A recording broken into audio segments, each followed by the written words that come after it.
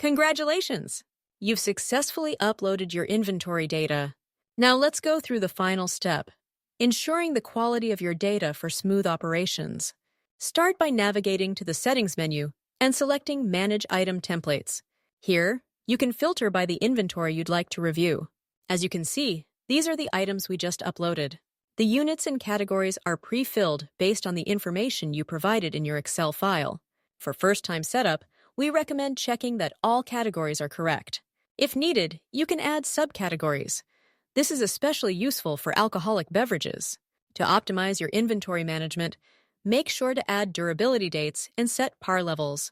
This way, you'll receive notifications before items expire and when inventory levels are running low. If you buy in bulk but count individually, like boxes to bottles, verify unit conversions for accurate inventory. Adjust prices as needed for financial precision.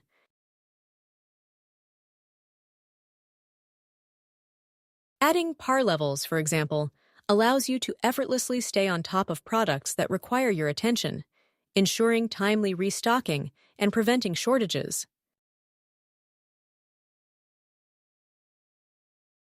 Following these steps ensures accurate inventory data and smoother operations.